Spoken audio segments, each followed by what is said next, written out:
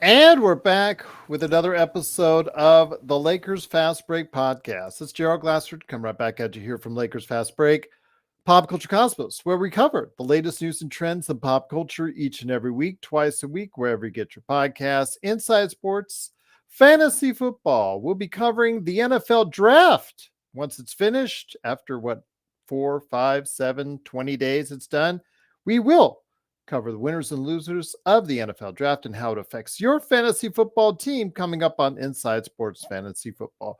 Also, as well, Joe Soro, he'll be joining us. He was trying to get back at me, trying to get back at Sean, trying to get back at everyone after what we saw tonight. And I'm sure you're going to be on pins and needles on what he thinks. So go ahead and make sure you check out what he does at ox1947 at lakersball.com. Plus, of course, his company you do need to support.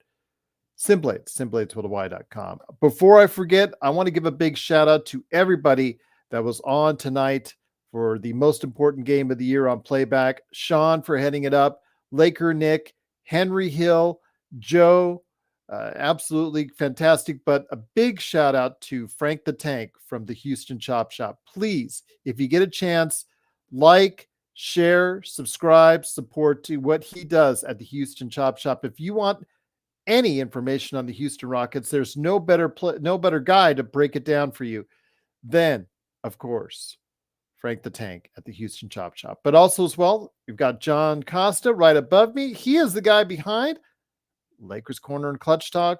Also as well, big shout out to Stone Hansen. He is doing a lot of NBA draft work at report_court on Twitter. You know, Laker Tom is probably wallowing in his Coca-Cola, and you know he's doing so. Jamie might be playing some of the banjos, some sad songs for the Lakers, and he might be doing so. But again, they'll be talking about it at Lakerholics.com. Plus, also as well, of course, Empire Jeff TV, Lakers in 5, Daniel Barry Sports Highlights, Joan McCallion, and everybody else. Please go ahead and support all these great channels. But most importantly, please like, follow, and subscribe to us. No matter when our season ends, we will continue to be on. We're not one of those channels that just checks on out after the season's over. We are here well over 300 days of year.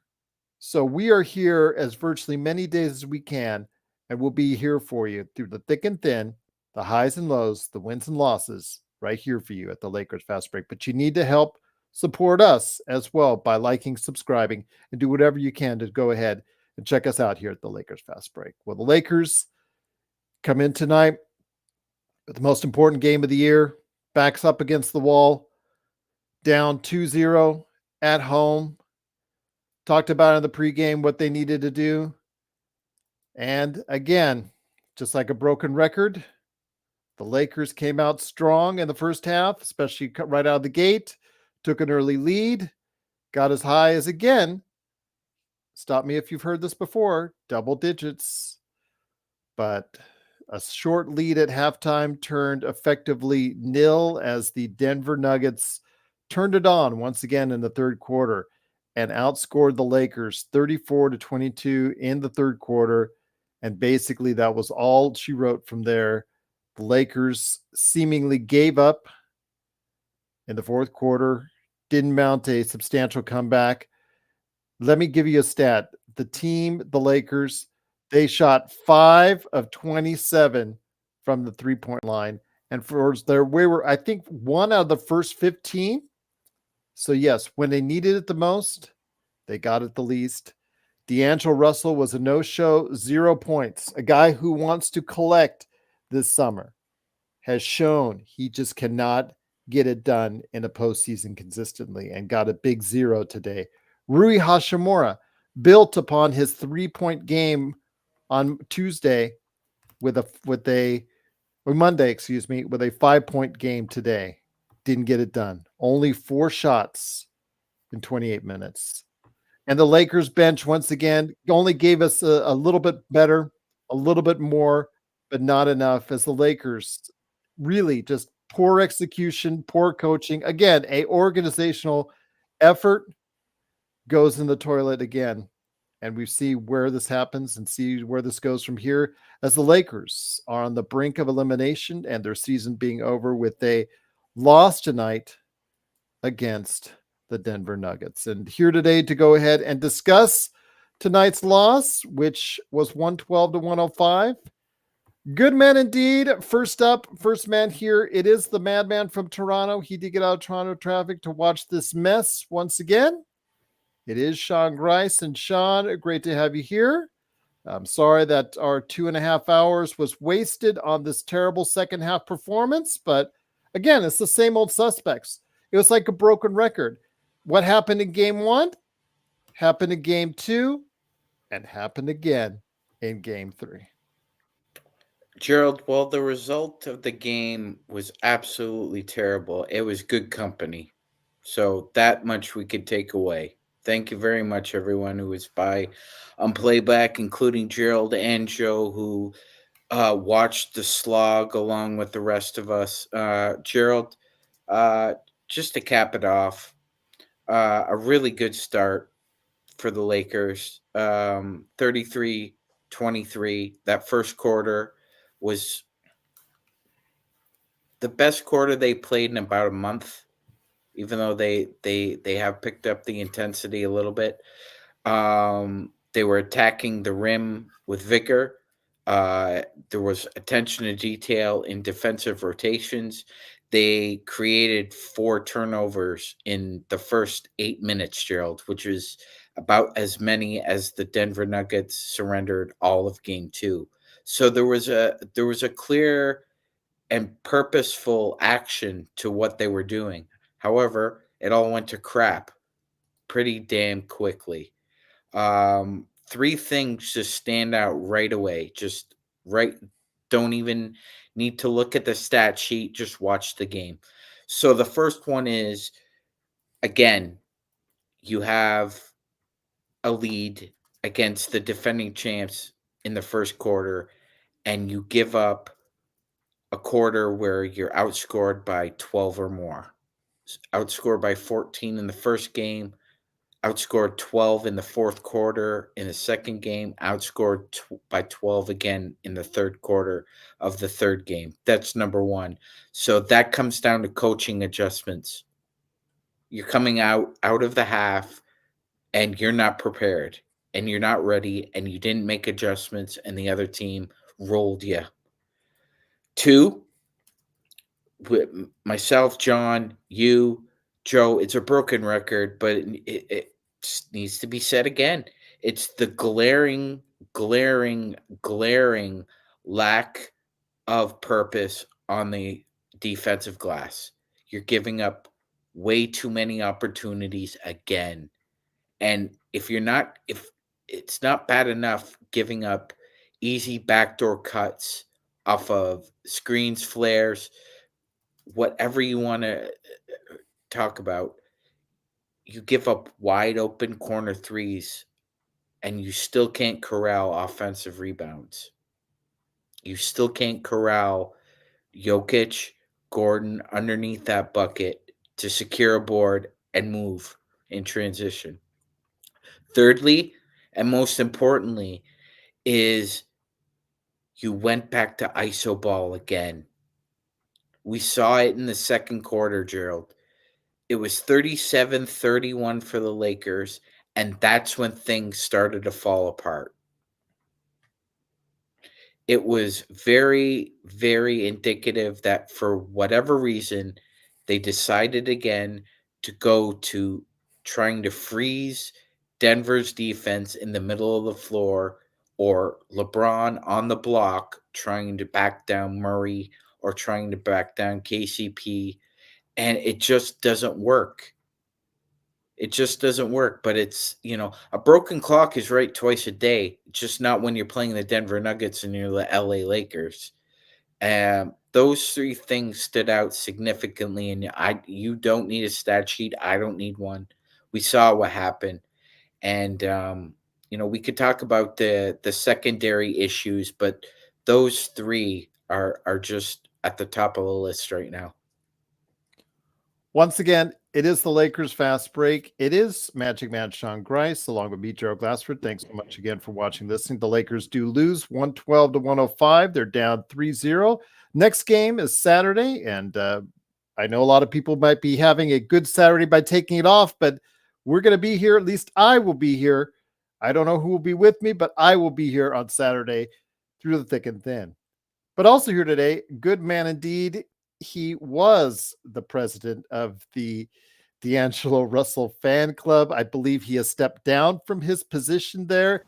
It is a good man indeed. You got to go ahead and check him out today at, of course, Lakers Corner and Clutch Talk.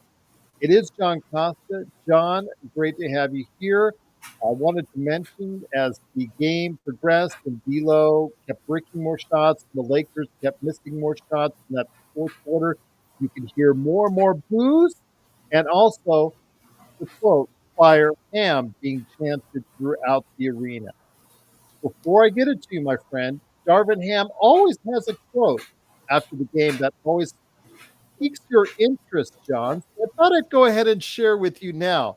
I'm sure Joe will like to respond to it too. So here goes. Darvin Ham said after the game, "That's the way the game goes. It's a make or miss league. We have to just keep the scoreboard moving."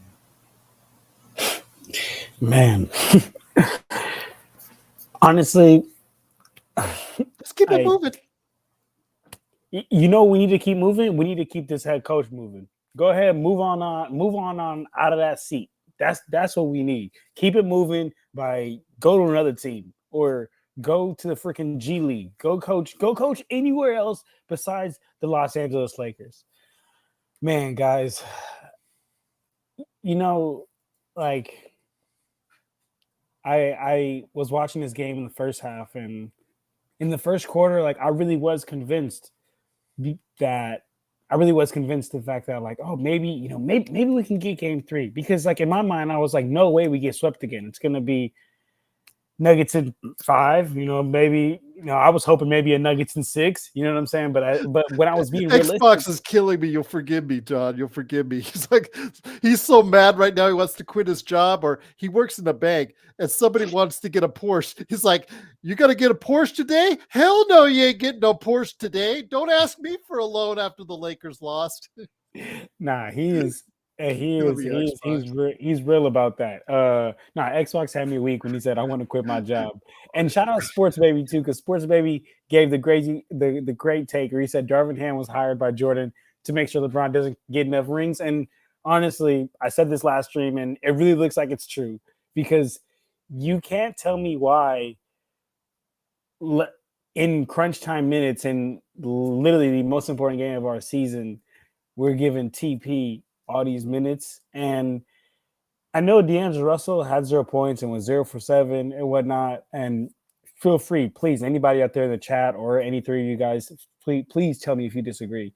But I'm taking D'Angelo. Basketball is a make or miss league. Like, that is true. That's one thing I'll give Darvin Ham credit for. It is a make or miss league. But basketball is all about rhythm. And it's like when you see one go through the rim, you just gonna keep it going. You just gotta find that jumper. I know it's like shooting is once you find your jumper, it's over. And I know D'Angelo Russell couldn't find his jumper anywhere. This man was searching for his jumper like we search for freaking someone that gets lost in the ocean or something like that. But what I'll say is, in my opinion, again, please tell me if you guys disagree, I still would rather keep D'Angelo Russell out there over Taurean Prince, just to eventually it'll hit. Eventually you'll hit.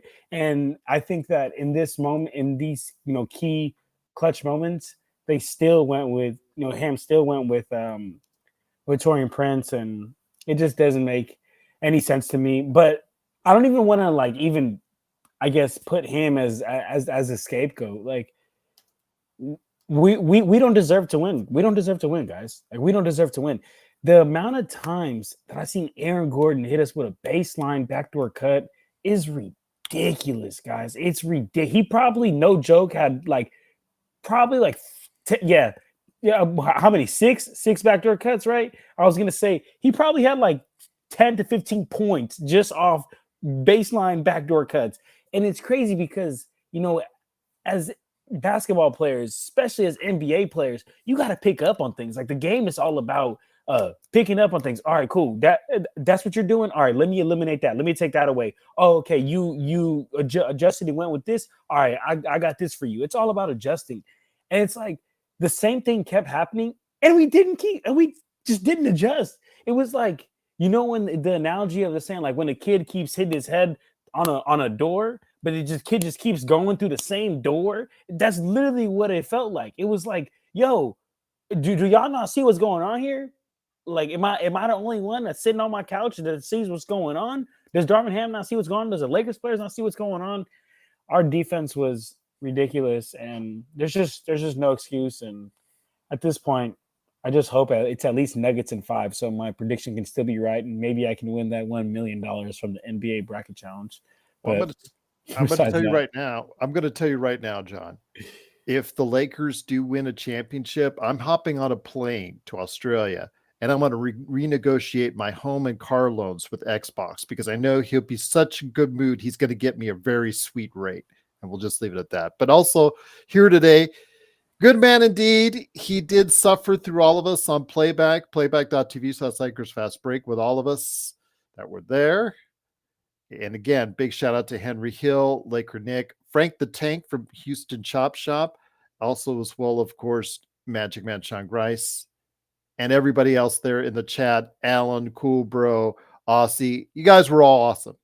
You guys, rough artists, all of you are awesome for being there with us. It is Joe Soro. Joe, great to have you here. Like you said throughout, same old story, man. No changes were made. Absolutely none in that second half. We saw the same thing repeat itself. Like you said, I would have loved to have gone, I would have loved to have been a fly on the wall during that film session to see what exactly they were truly working on. I don't think you needed to be a fly. I think we already know what happened, and it was absolutely nothing.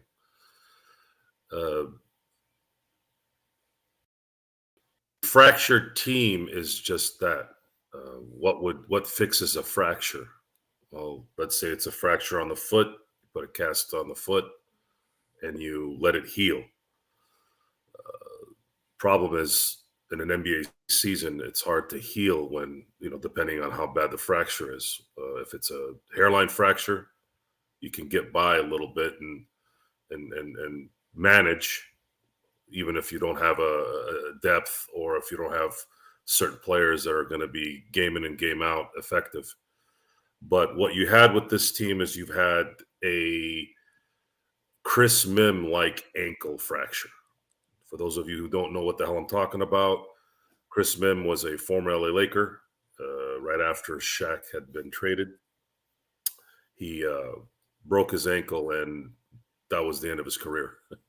And right now it's looking like the Lakers are going to have to find themselves firing another coach. How many coaches is this in the last decade? 5. You know who fires that kind of coach that many times? Usually the Clippers. The Clippers were hiring Bob Weiss and Vinny Del Negro and all these type of coaches. And again, no disrespect to Bob Weiss and no disrespect to Vinny Del Negro. I'm sure they're great people, but unfortunately, these guys aren't going to necessarily be game changers, right? At least from the coaching standpoint. And the Lakers have managed to outdo themselves from the massive mistake of the Russell Westbrook trade by hiring Darvin Ham. Darvin Ham and I have to say this, I was there when Randy Fund took over the Lakers. And the defense for Randy Fund is, I don't think the Lakers were prepared for Mike Dunleavy to go to Milwaukee. No one ever goes from LA to Milwaukee. So Milwaukee had to basically give up half their damn team to get Mike Dunleavy, but that's a story for another time. But so I think, Randy Fund was kind of thrown in there just because they didn't know what to do at that point. And that happened to be one of the few teams that the Lakers had that had no talent and very little opportunity to do anything. I can say with all honesty that this is the worst coach that I've seen in a Laker in 33 years of watching the Lakers. because he had talent. He has talent on this team. He's got LeBron James and Anthony Davis, and he's managed to absolutely run a negative clinic like I have not seen in a team where you have 5 guys on it at one time, and 2 of them are perennial all-stars that can still play, and yet you cannot run an offensive set to save your life. You can't motivate LeBron for some weird reason to play defense. And it's sad to see AD, who played his ass off, not really get anybody to back him up there as well. There's capabilities that aren't there. Guys like Austin Reeves, he's not capable of being able to stay in front of somebody like a Michael Porter Jr. or an Aaron Gordon. You have Rui Hachimura, who's limited. But if you are a good coach, I think you could put him in spots that would make sense at his skill set so that he helps your team. But there's nothing like that going on. The depth, unfortunately, was hit tremendously with injuries. It seems like our training staff continuously can't keep guys healthy, young guys healthy, which is really sad. And it's just not a surprise tonight that they ended up doing what they did. The Lakers are going to lose Saturday night, and I won't be here Saturday night, folks. Even if the Lakers had won tonight, I am not going to be available Saturday night, and it looks like destiny has aligned the stars for me to where it's not going to matter whether I do or not. And the Lakers are going to go into another season where they've been swept.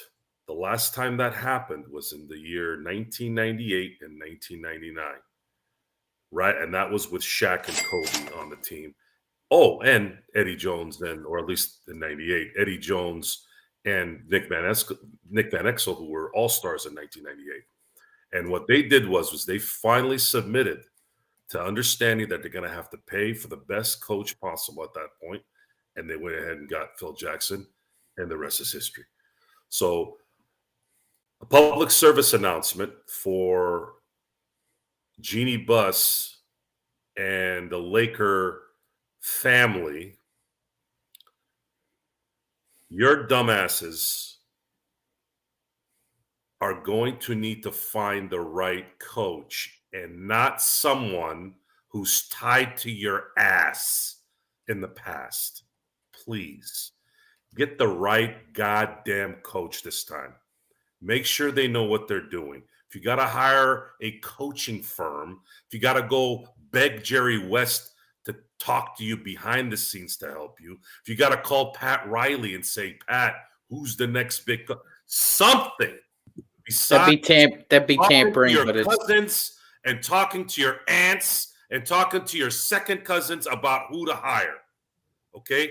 Get the right goddamn coach. You still have a very capable Anthony Davis who has been shunned by this league because of you guys and the fact that most of the voters are all from those pieces of shit up in the Northeast and via Ohio. Yes, that's where they're from. And I'm going to find you guys all. When I get a bigger forum, I'm going to call all you a-holes out and make sure that your votes make sense so that I don't have to deal with watching Fred Hickman's all over the place. For those of you who don't know what the hell I'm talking about, Fred Hickman voted for Allen Iverson in 2000. He was the only one that didn't vote for Shaq for MVP. And Shaq's season in 2000 is arguably the greatest statistical season in NBA history.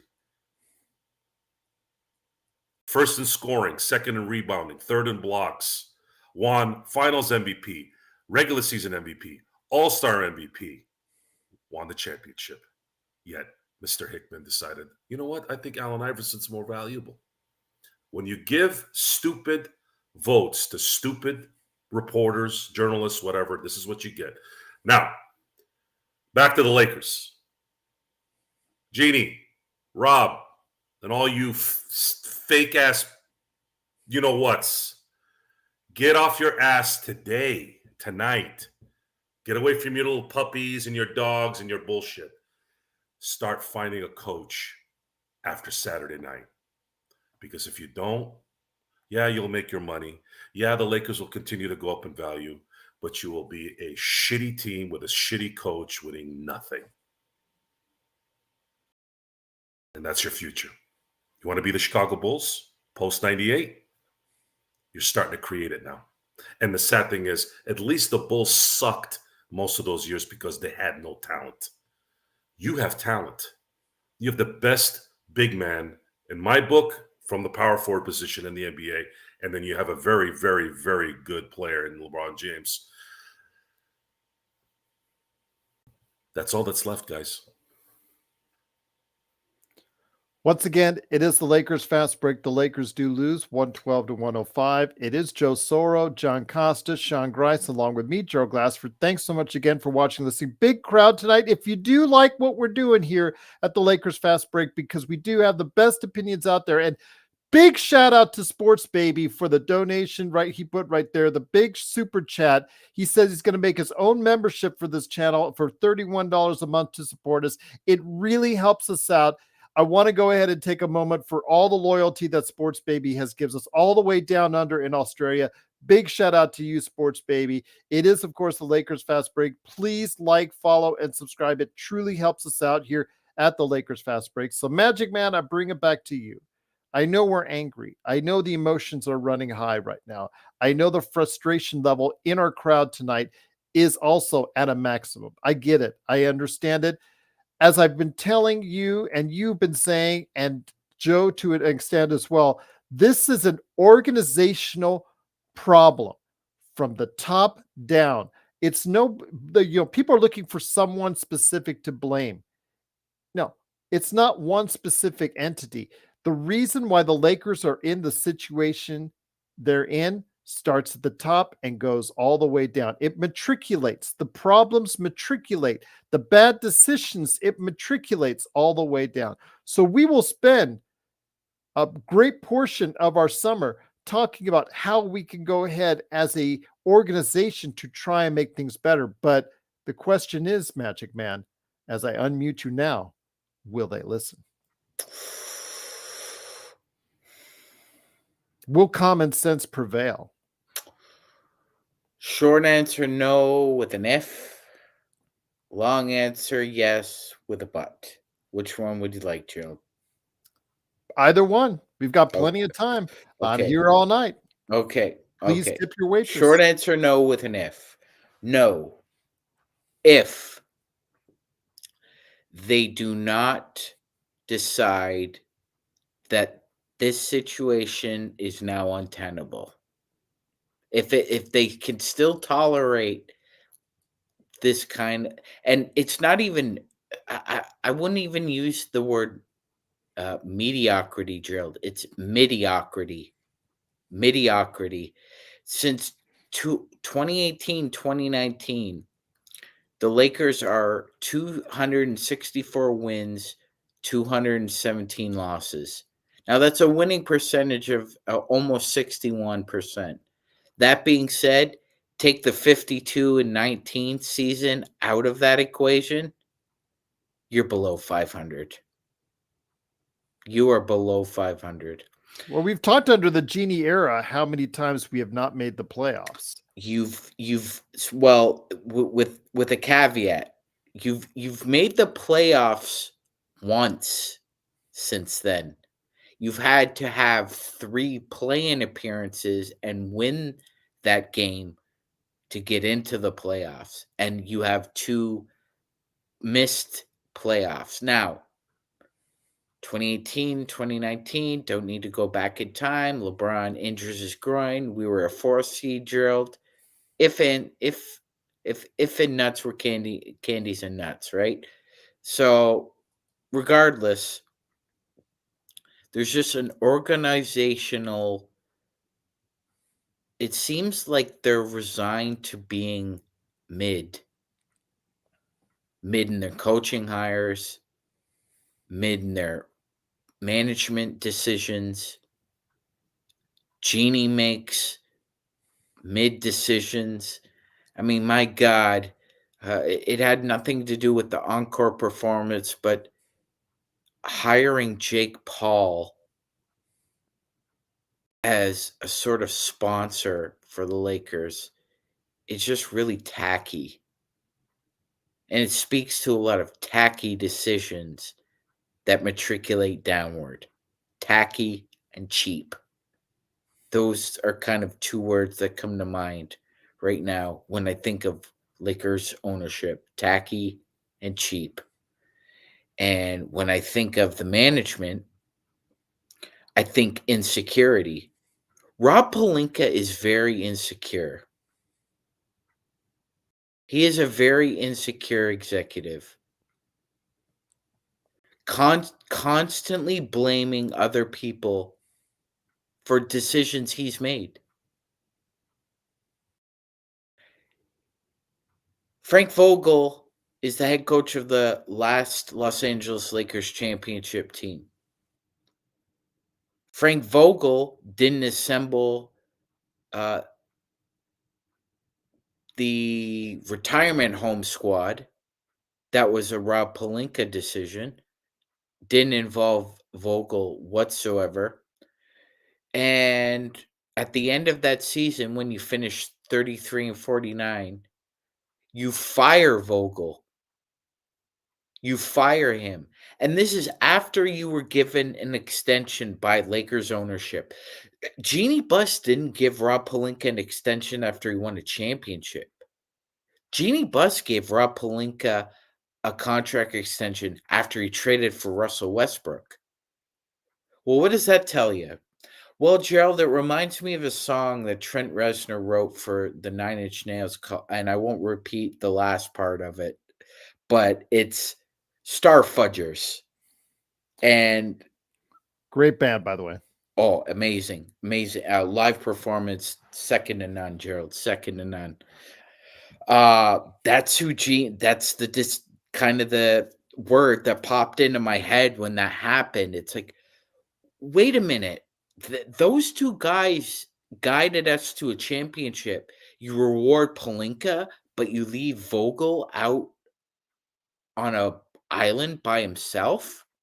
Well, what a shock. What a shock that he's the one that gets the blame for that. So then you hire Pockets after an exhaustive search, right, Gerald? It was exhaustive. Yeah, right.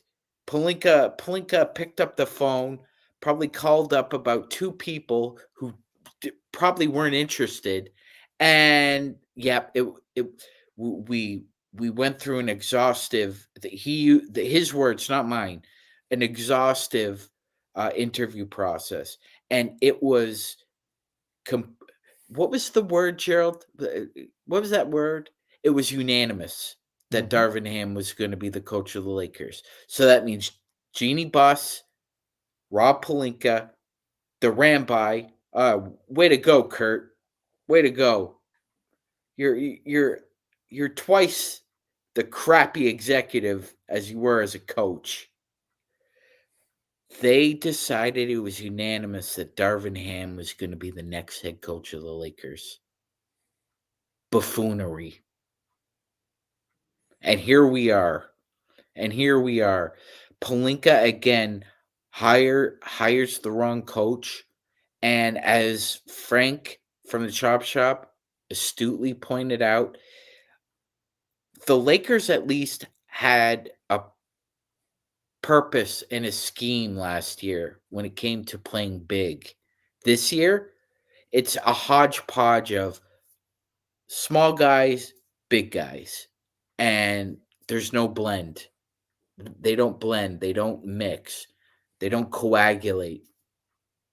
And now we're stuck in a rut, and the car has just died, Gerald. And the chain that you want to use to get out of the ditch, that's been ripped off along with the fender. And it's raining. So you can't even call a tow truck to get you out of that ditch. That's how bad it is right now. Pretty bad right now, my friend. It is, of course, the Lakers fast break. The Lakers do lose tonight's game, 112-105. They're down 3-0. John, let me get it back to you, my friend. After the game, The reporters went to the various players in regards to the atrocious performance in this series for the Lakers in the third quarter. They've been outscored by 31 as a total when you combine all three quarters. 34-22 tonight, 25-20 on Monday, and 32-18 in game one. Let me ask you this. When it comes right down to it, I like the words that were thinly veiled the other day by Anthony Davis. It gets even more thinly veiled right here when it comes to Gabe Vincent. So listen to this. Gabe Vincent on the third quarters. I think they, meaning Denver, get more detailed, a little bit more locked in than we are coming out of the half. And with Austin Reeves, he said the third quarters have been atrocious. Right there should be the big sign to everyone out there on how bad the coaching staff prepares teams to come out in that third quarter. That really should. Because you know what? Like, I even have this here on my game notes. It seems like Denver just simply like starts trying in the third quarter. Like that's really what it looks like. The analogy that I thought of when I was watching the game was like, if I were to go play like basketball with some like elementary school kids or something like that, or like some middle school kids, I let them score the first, like, let's say we're going to 12. I let them score the first like 9 points. And then I'm like, all right, cool. Now you guys aren't scoring any more points. Like, that's really what it felt like. You think, and it's crazy to admit that, because we're not talking about some rec league. We're not talking about some adult league. We're talking about the NBA, the elitist of the elite. And the Denver Nuggets just simply decide when to turn it on and when to turn it off. And for Gabe Vincent saying that, for Austin Reeves saying that, that absolutely points to the lack of coaching, because you know what's going on. It's whatever's happening in that first half is happening in the first half. The Lakers are probably feeling good. Darvin Ham's like, wow, my game plan's working. And then Mike Malone is just taking notes all, first half, just taking notes like, oh, okay, this is what they're doing right here. Okay, they're switching. Okay, they're blitzing. He's just figuring out what they're doing. Comes into halftime. Him and his coaching staff got a whole game plan, a whole shebang as to how they're going to beat what the Lakers are doing. And then Darvin Ham, being a coach bud disciple, we know he do, Mr. Hard-headed himself. He's like, oh, I'm just going to keep doing what I was doing in the first half. And then Mike Malone, because of his great coaching staff and the Denver Nuggets and their coachable players, they come out and they shut down whatever it is that the Lakers had going on. And Coach Darvin Ham is just sitting there with his hands in his pocket saying, oh, yeah, let's just keep doing what we were doing in the first quarter. And it ends up in us getting absolutely mollywopped every third quarter. But real quick, I do want to add something really quick. Andy Morris, so he's here in the chat. He said something that really kind of bothered me. He said, I'm sorry, guys, but the bubble championship doesn't really mean much. I just want to add something to that. I know we're not talking about the bubble, but I just want to add something to this. People that say that, respectfully, they know nothing about basketball. Like, they know nothing about basketball. If you really believe that bubble championship didn't matter and if it was easy, you're not in tune with reality. Well, it's like saying to San Antonio fans that their strike shortened season championship should mean less than the other championships. I'm gonna be honest with you. I probably was before I was even alive that cut short season. But this 2020 season, the 2020 season that we won, when people say that, like, they don't have a grasp of reality. They don't have a understanding of reality. And I'm gonna just put people in tune real quick with that. These are not robots, okay? This is not NBA 2K. Like, they're not just like sleeping and then the second it's time to play, they wake up and they're playing basketball. Like, these people have kids and wives and dogs, and they live a life outside of the basketball court, okay? And the bubble put them in a environment that they've never been in their whole life. I mean, you could just look at LeBron James for an example. The man was in the NBA for, I think, like 18 years prior to the bubble, and then he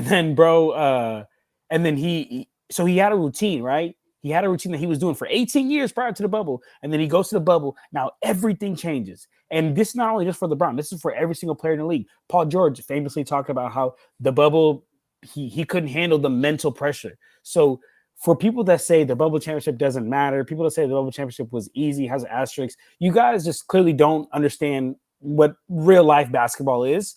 And I just had to add that out there, because if anything, that championship should be one of the hardest championships of all time. You took players out of their element and put them in a new element and still asked them to perform. So just wanted to add that. But as far as this game and this season, it's over, guys. Let's just start thinking of off-season topics. And then also, real quick, Joe, I'm right on board with you, brother. Darvin Ham is hands down the worst coach I have ever seen the Lakers. And I've seen Luke Walton, I've seen Byron Scott, I've seen Mike D'Antoni, I've seen a lot of bad coaches. And he's absolutely up there for the worst coach ever in the Lakers. So I ask you, Joe, and once again, it is the Lakers fast break. The Lakers do unfortunately lose 112-105. They're down 3-0. The game 4 is on Saturday, and whoever's here will be here, but I will be here for the Lakers fast break. Joe may not be here. He may be having a nice evening trying to distract himself after what went on today.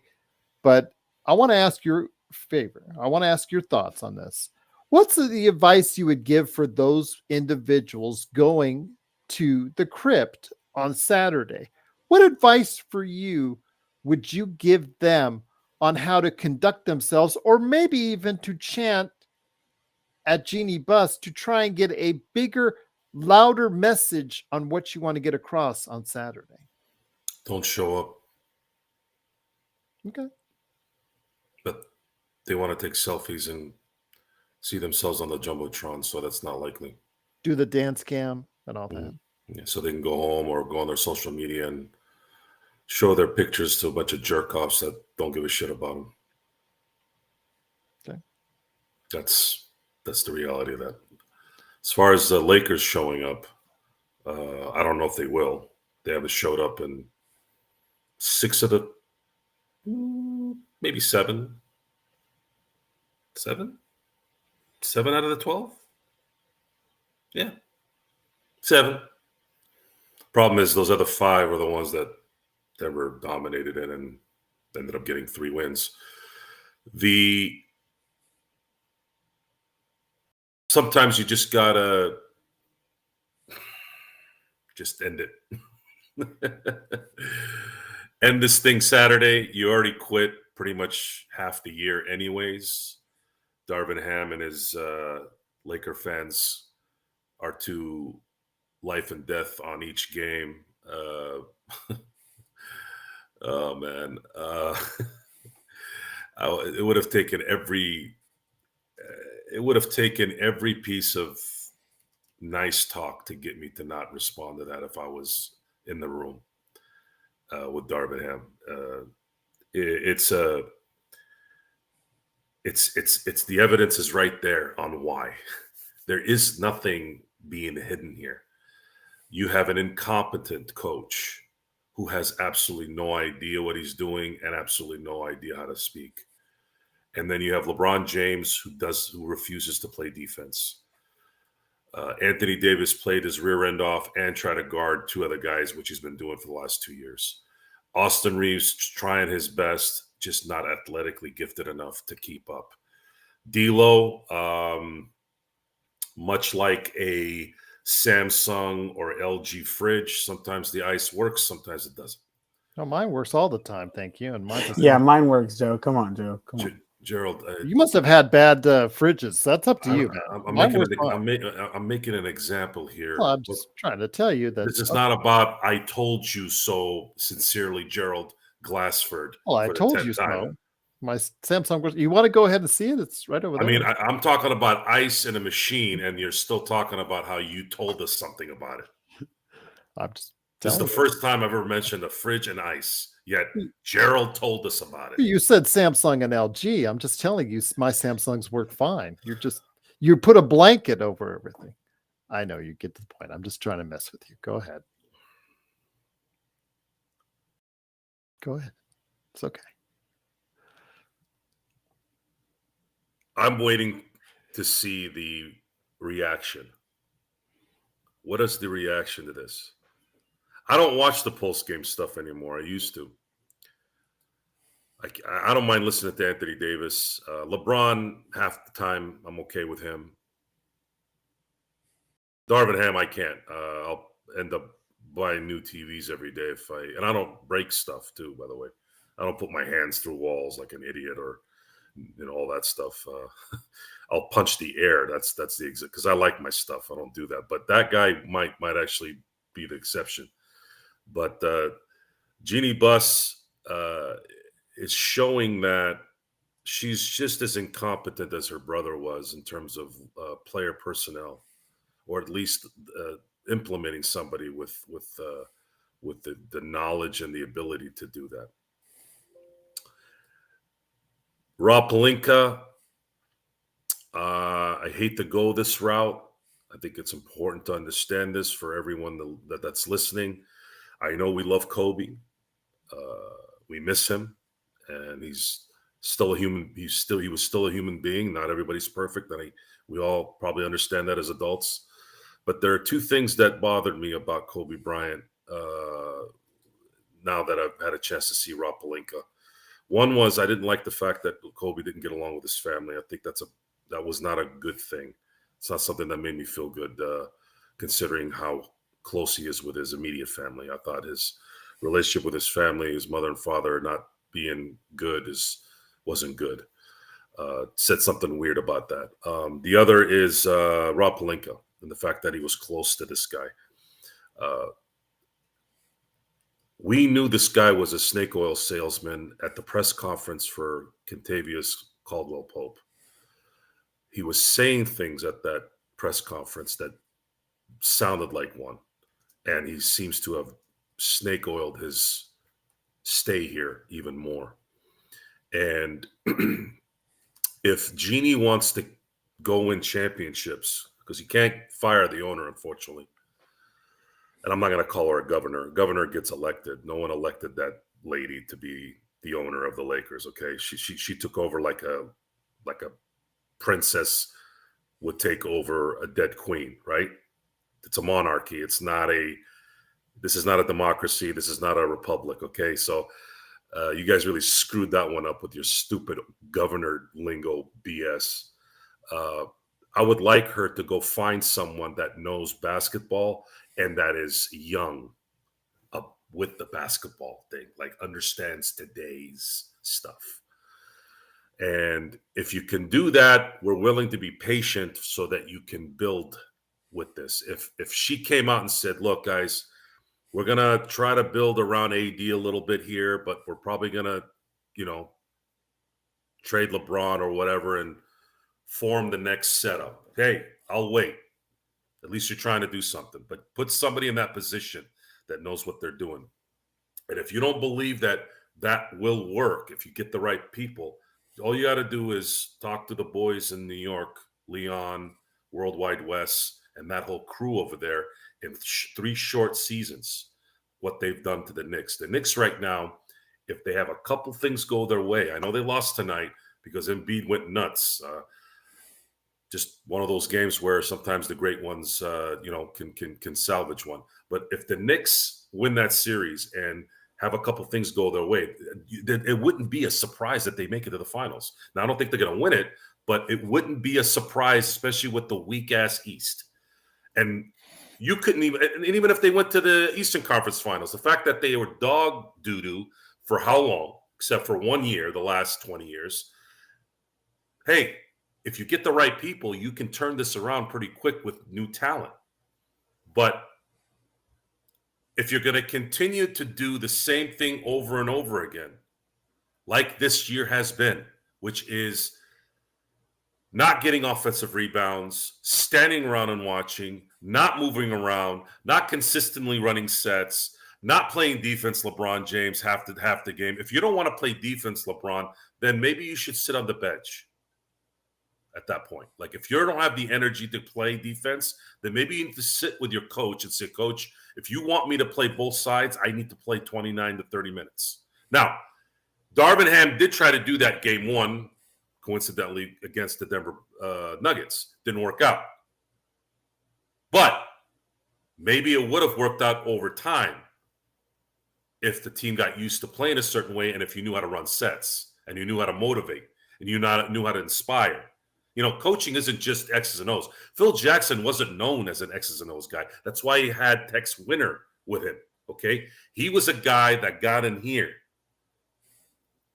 He got in here. You think Nick Saban was talking 30 counters, 32 counters, 30 powers, run a slant, run a 2-yard out? Like, no. Watch guys like Nick Saban, Phil Jackson, Bill Belichick. Watch how they communicate and how they prepare their teams.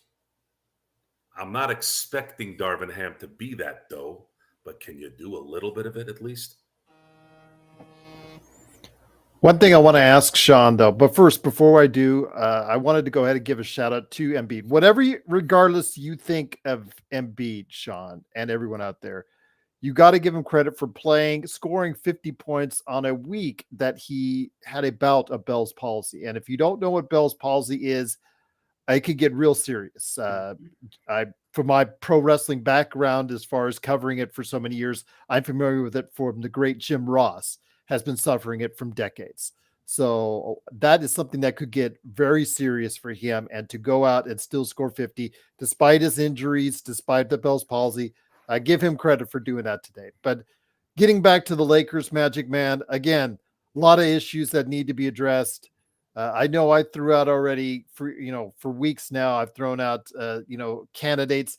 I had in recent weeks found out that Tim Conley, who built the Denver and now Minnesota teams, may have an opt-out at the end of the season. So just throwing that into the mix, whether you guys like him or not, could be a possibility there if you were a smart owner.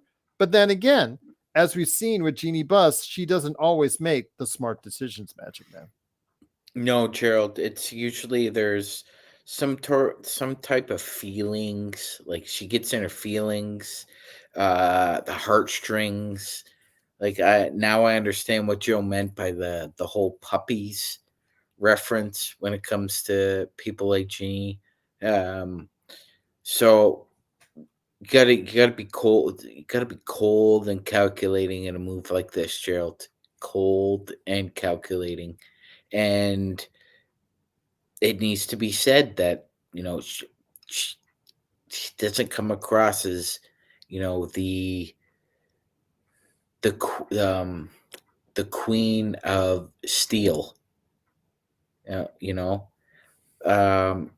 but she needs support from people around her because let's face it, Gerald, most of the Buss family, except for Jim, is content for the most part, except for two.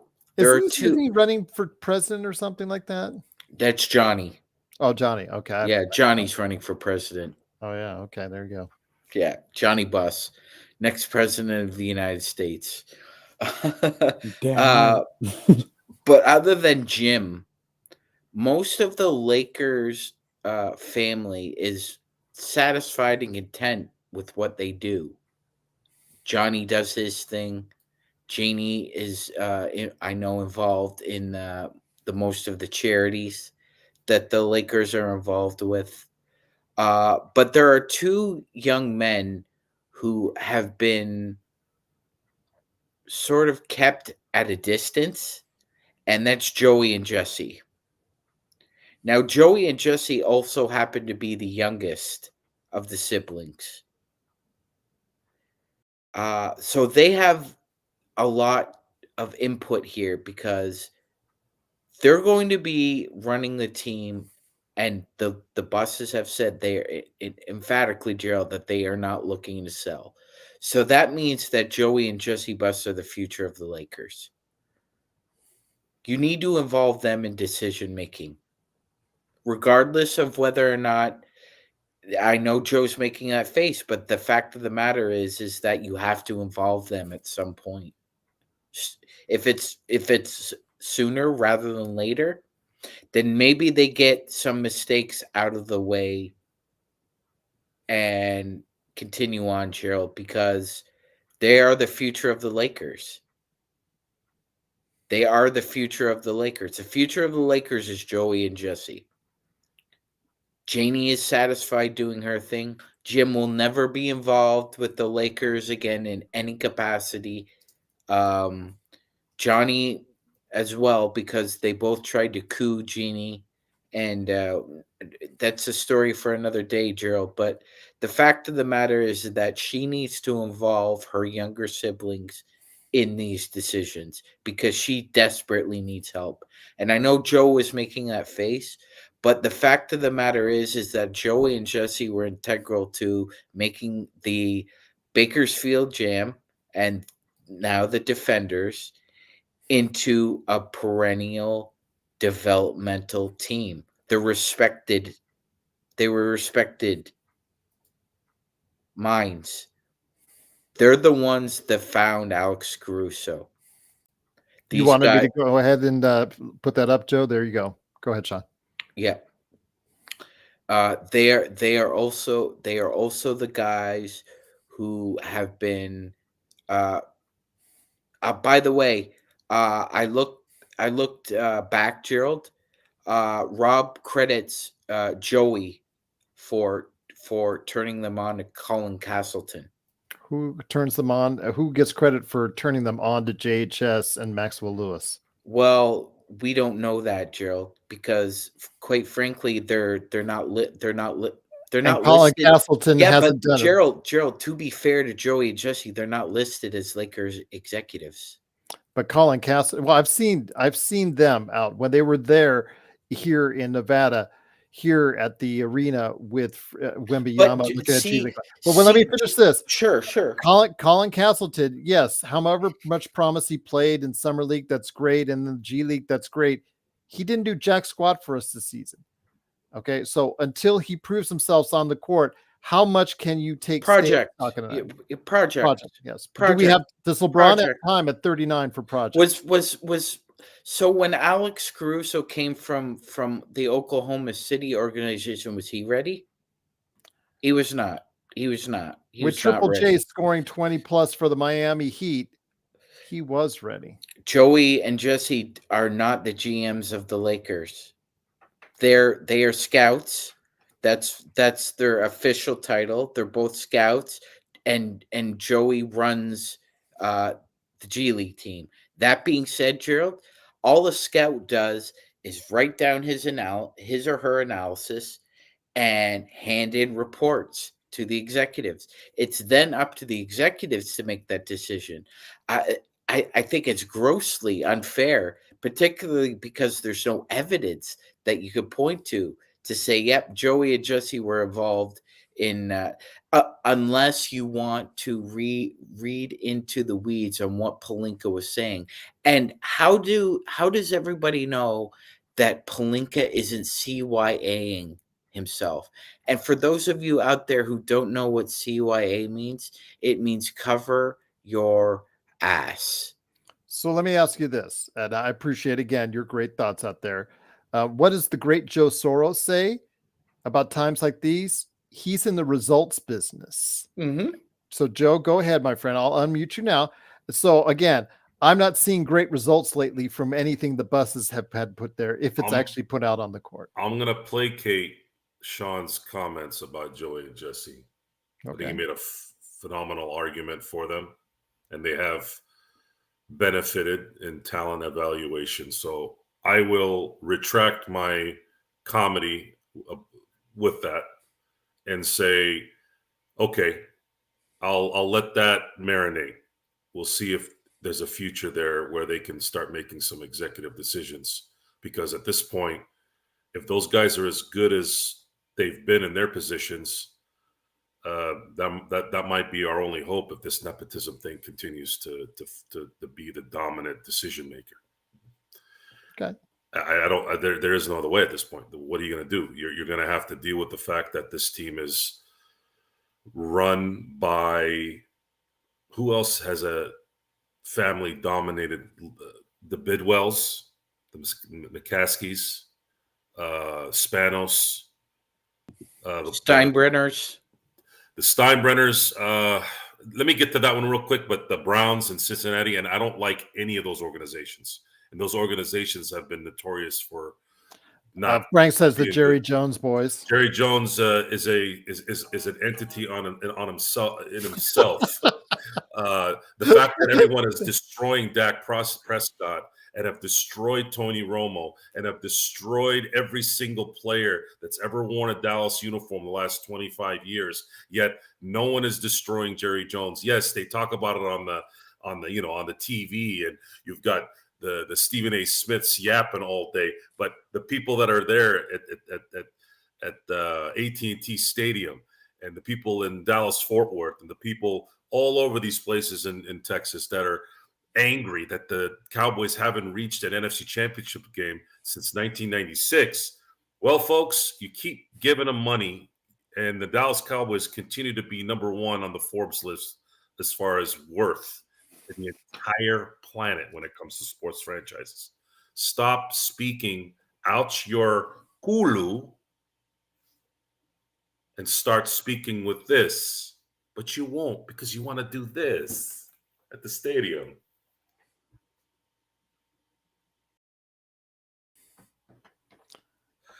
Right? So you can post it. So you can show everyone, yeah, I was at the stadium. Yeah, I went to Dallas. Yeah, I'm cool. Like me. There you go. That's your life. Enjoy your no appearances where it matters. And as far as Jeanie Buss is concerned, I've been waffling, and this is the part where Sean has rolled his eyes when I've retracted, and I deserve to get slapped for that the two or three times I've done it, and I'm probably going to have to allow Sean to do that when I do see him face to face, because at this point it's not going to happen again. Jeanie Buss is way in over her head at this point. The only thing that can save her is if she brings in the right people. And until that happens, the Lakers will continue to be an excuse-ridden organization with terrible leadership and substandard execution. Frank says you questioned his fandom when he said he's not going to watch the Cowboys anymore. Guys, you have to speak with your pocketbook. But no one does it. No one does it. Now we know we're a problem too. We are enabling Jeanie to continue to do what she's doing. The only reason why we can rationalize this is because we are entertaining people here, and people enjoy watching us talk about this. So it's kind of like a double-edged sword. I don't know how to go about that. I'm struggling watching these games. I've watched every Laker game this year, and I've struggled watching probably 30 to 40% of them, and I probably wouldn't have watched. And there was a 11-year period when I didn't miss a Laker game at all. I loved watching the Lakers. I look forward to watching them, but this last 7 years, there's been a major struggle watching this team, because they're just not the culture, the attitude, you go from watching Magic at the tail end of his career to watching even those guys from 92 to 96, the Nicky V's, the Eldon Campbells, the Vlades, the Terry Teagles, the Sedell Threets. Man, those guys played their CC, yeah. They played their asses off, and they squeezed every bit of their talent out, even though we knew they weren't going to be championship worthy. They squeezed it, and we love those guys for it. And then, of course, 96 and beyond, we all know where that went. And then you go from that to, because we've seen it all. We've seen both sides. Yet we're seeing people who shouldn't be playing this lazy mentally and saying they are the best, and they're really not. And if you're not going to be able to play at that level, then you might as then what are you doing? Are you just here to collect a check? Are you here to just be more famous? Well, I don't really give a shit about that. I'm here to watch Lakers win championships, or at least compete for a championship. So with that said, Magic Man, Saturday's game, it's going to be one for the ages in regards to how the fans will respond. And we got a little glimpse of it earlier today during the course of the fourth quarter. With every miss the Lakers were making, it seemed to get louder and louder and louder between boos and the fire hams. So I ask you, my friend, how loud and obnoxious do you think it might get on game 4 should the same path be followed again by the Lakers and the Nuggets? Okay. So what's the max capacity at a game, Gerald? What is it? 21,000? I think isn't it 18, high 18, 18s? 18.7 or something? Yeah, just under 19, I think. Yeah. So a few rabble rousers don't make a mob. A few thousand gets your blood boiling. About 10,000 yelling that's an angry mob, Gerald. And you got to give the people what they want. Famous OJ song. By the way, great song. You have to give the people what they want. But this isn't about us. We've been especially yourself and Joe have been clamoring that, and I mean I don't like him either being the head coach. My voice hasn't been as loud as my two friends and panelists here. Yeah, if Laker fans really want him gone and they're not paying attention, their stupid ass phones taking pictures. Hey, we're down 0-3. Hey, how we doing? Then get loud. Get loud. And most people won't do this, but again, we had Frank from the Chop Shop on, who I thought made a great point, and it really struck me, is that he said fans used to have shame for the results business that their teams were devolving into. You know, we all remember the old Saints and Colts, right, Joe? The bags on the head. Fire Jim Mora, fire Mike Ditka. There was something to be said about at least you're showing up to watch that trash, but you're also sending a message that that you think your team is garbage or run very poorly. And I don't think Jeanie understands that, Gerald. I really don't. I think that uh, you know, in 2024 now, you can still live in a bubble, but you can't live in a vacuum anymore. You have to understand that while you are still in your little circle of friends or clique, there are other cliques. And when those other cliques get loud and make their voices heard, you have to eventually listen to what they're saying. You may not like it, but you have to listen to it. And if a fire ham chant breaks out with 8 minutes left in the third quarter and the Nuggets are up 63-45, I'm all for it.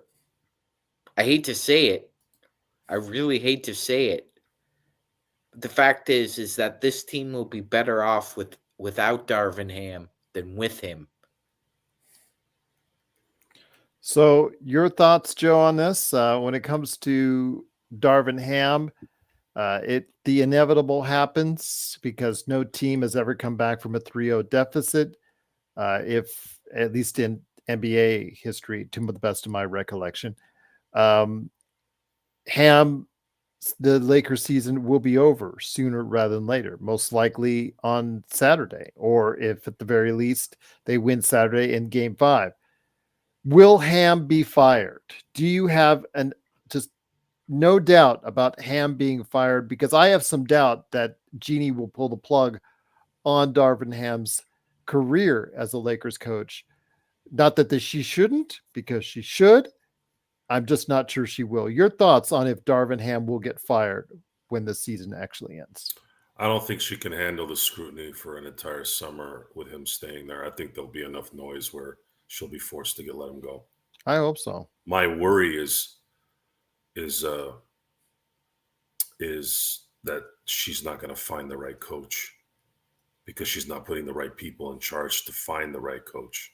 If you're going to depend on Rob Pelinka again to make that decision, you are going to find the wrong coach again. Will she let go of Pelinka? That's probably more likely not to happen because of the connection between him and Kobe. Okay. And this is a lesson also to everyone, folks. We love our celebrities sometimes a little too much. And I loved Kobe's tenacity and his work ethic and what he gave the Lakers and the entertainment and all. But again, no one's perfect. And this is one of the dark spots for Kobe's involvement. I'm not a fan of Rob Pelinka. I think he's a snake when it matters. Jeanie has kind of shown her true colors. We've talked about this several times with her pulling some BS with trying to get money back from employee stuff during COVID. And by the way, that's not just Jeanie. Tom Brady, I'm talking to you, Reese Witherspoon, P. Diddy, Kim Kardashian, all these. Hold my tongue on that one. Yeah. The ones that needed that was my cousin running a restaurant. He's a small business. That's what that was for, not for you multi-millionaire, billionaire, a-hole pieces of shit. So she's in that group, even though she did return the money because she got the backlash. And that is proof right there, folks. That is proof. And you guys are going to laugh at this, but this is something this is an observation skill that I've developed being around people. My business, I'm in homes regularly, almost daily. All kind of people, married people, old people, middle class, rich, poor, all kinds of people. You learn a lot about people's habits. You learn a lot about personalities. And one of the things that I've noticed that when people are overly affectionate to animals and don't like people are generally the problem when it matters the most. They can't make good decisions. They don't have good relationships with people. They don't have the ability to communicate with anybody except their close friends who always tell them what they want to hear. Okay. I'm not surrounded by anybody that tells me what I want to hear. I get told by Sean that I'm wrong. Gerald, even though he's wrong most of the time, he'll try to, tell me I'm wrong. not. I'm more than right, more than you are. The point of the story is, Shut up, Joe. Mr. I, is you want controversy sometimes in your life so that you can stay balanced. If I'm constantly getting my ass kissed, I'm not going to learn shit when it matters in certain instances. And I project that to others. They project it back. It's important that you give that off. If you're sitting there all in your feelings and you have, I'm just going to sit with my dogs and my cats because people suck. Yeah, I know people suck, but you're not going to make it better not helping those who don't suck, which there are a few out there that don't. So this is all just one big pot of trash that continues to just keep accumulating, right? And again, this is sports. This is entertainment. It's not that big of a deal, really, in the grand scheme of things.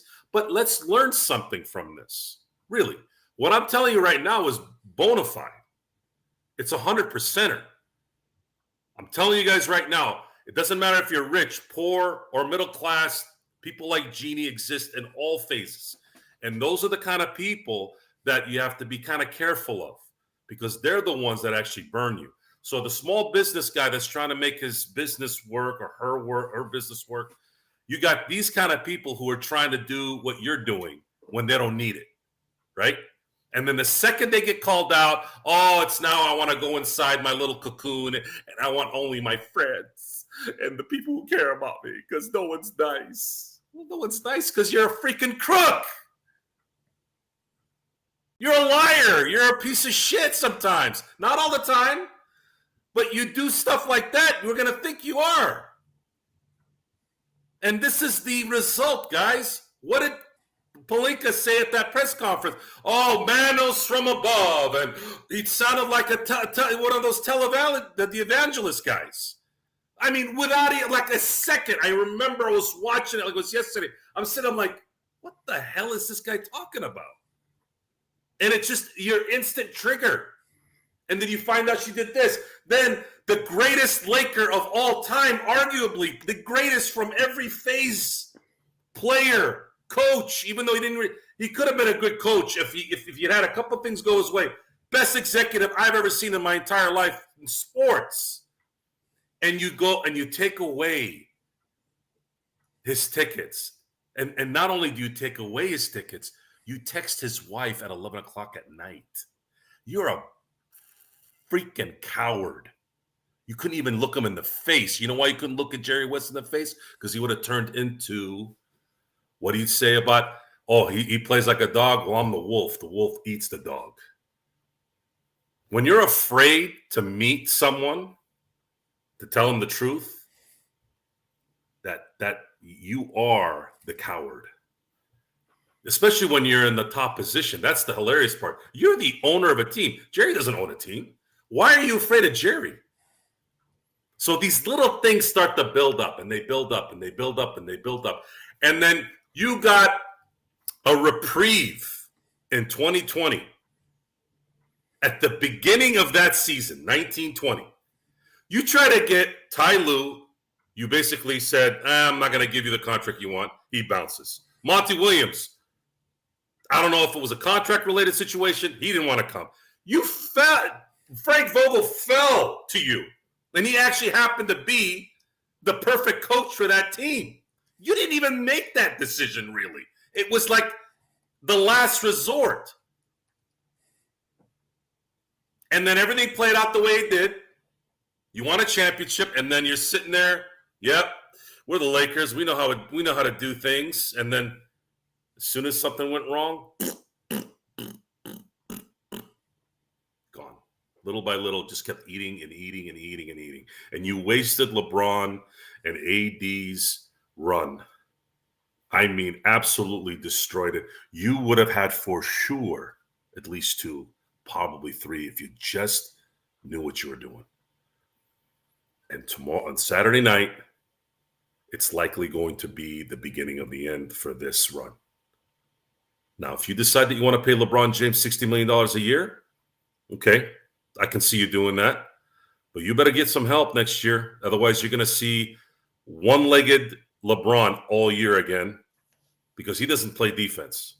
And if you're not going to cover that throughout the year, you're going to be in the same situation here. It might be somebody else because Minnesota's going to get better, folks. They're going to continue to get better. Oklahoma City's definitely going to start getting better. And if New York gets another guy, I don't know who, I don't know if they can, they're going to be a problem in the next couple of years because they have a very young team. They could just use, Julius Randle's contract to go get somebody else. Who knows? I think we're going to see some movement this year, this summer. Cool. It's been slow the last couple of years. I think you're going to see some things shift. So there's a lot to absorb here. There's a lot of frustration right now on our part, at least for me, and it's been wasted years here the last 2-3 years. It's been a waste, and you didn't have to be in this position. So there you go. Once again, it is the Lakers fast break. The Lakers lose 112-105. They're down 3-0. We will be back tomorrow for a show on Friday. But Sean, before we head on out, I just wanted to report my Samsung fridge still works great. I don't know about your fridge, Magic Man, but I just wanted to go ahead and mention that. But before we head on out, any final thoughts or blessings or information that you think needs to be put out there before we go ahead and try to enjoy the rest of our evening? Or is Joe doing a nightcap? Is Joe doing a nightcap at all? Is he drinking hard for what happened with the Lakers loss? No, but I will do a nightcap on Sunday, likely after the season is over. I'll have a final nightcap on Sunday to put everything together, the season in review. It'll be a 2-hour nightcap. For those of you who were watching the shows the last few weeks, we were teasing the CP3 trade info.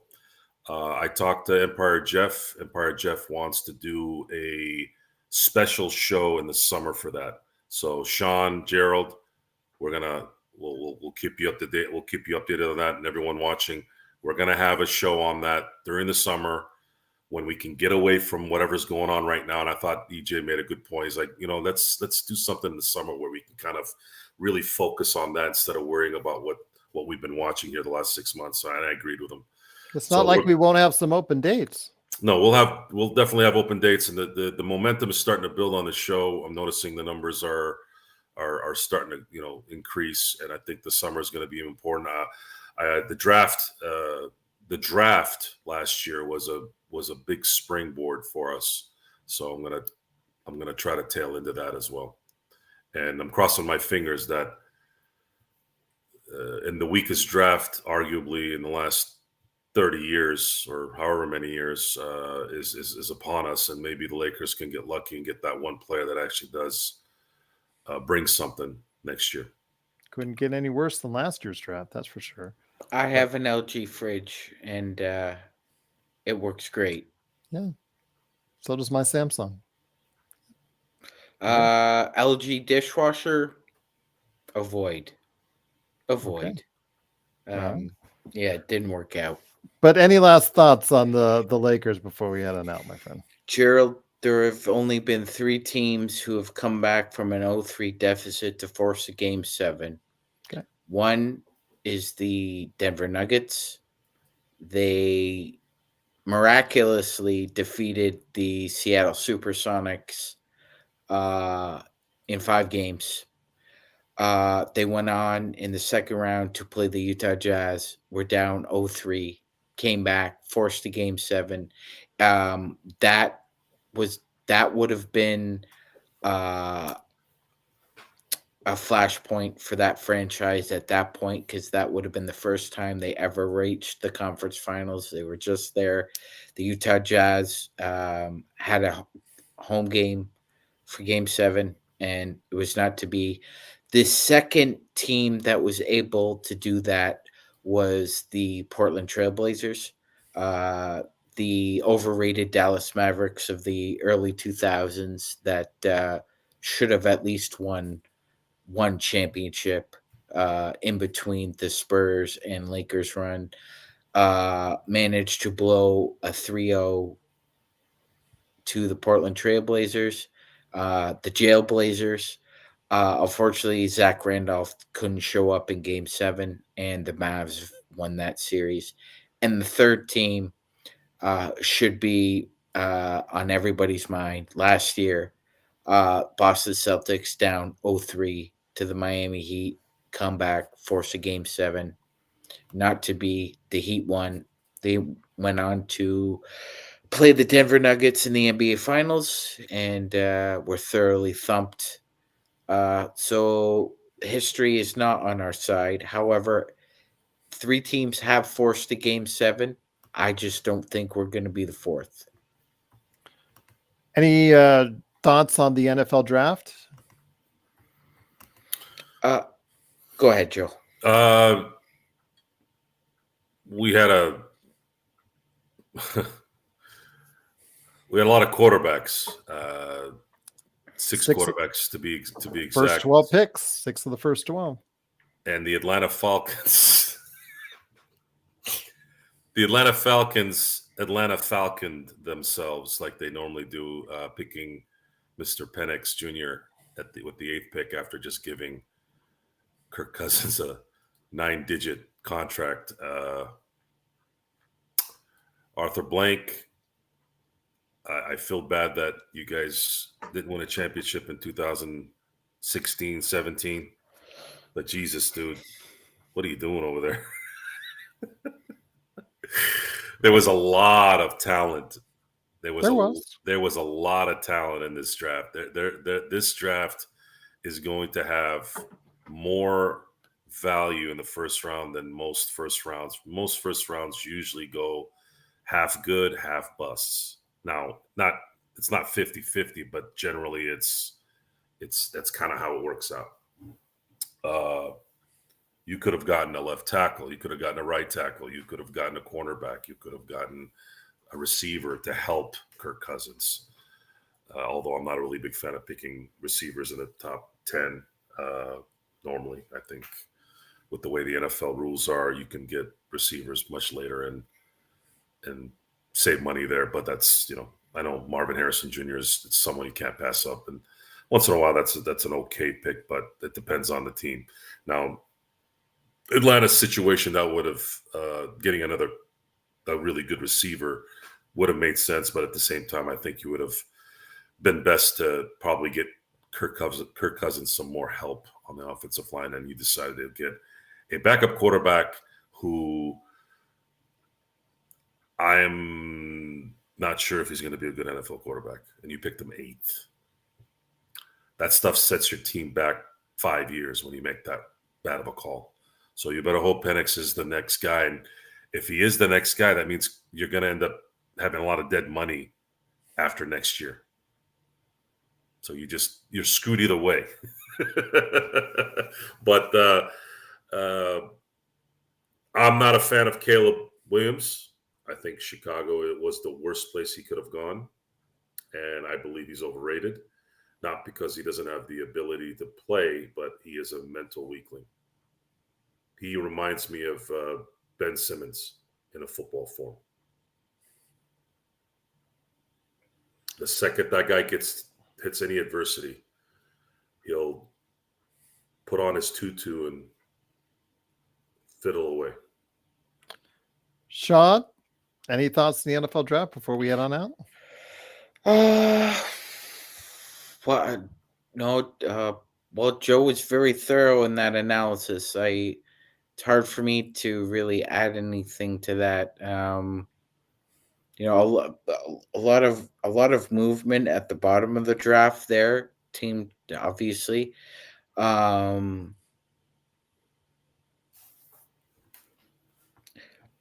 just see the Chiefs picking up another weapon for Patrick Mahomes, and the Bills ended up doing what the Bills normally do in the draft, which is either trade up or down. And usually if they're trading up, they make the wrong move, excluding Josh Allen. And usually if they move down, they over-evaluate talent on the board. And that's exactly what the Buffalo Bills do. Nobody circles the wagons in the NFL draft like the 0-4 in Super Bowl Buffalo Bills. Well, there you have it. Hopefully you'll be able to check out our show next week, Inside Sports Fantasy Football, wherever you get your podcasts, and be able to go ahead and check out the full lineup on what we think the winners and losers of the NFL draft truly are. But again, the Lakers this evening, they decided to go ahead and feel a draft of what's coming up. Could it be 1-2-3 Cancun around the corner? We'll find out as the Lakers lose 112-105 to give Denver a commanding 3-0 lead. But you know what? As I said before, please like and subscribe. Follow us. Do whatever you can to support us, because we will be here. We're not leaving just because the season is on the verge of being over or when it does end. We will be here for you throughout the year as only we can, right here at the Lakers Fast Break Podcast. Thank you again, Sports Baby. Big shout out to you and everyone for staying with us. Go Lakers.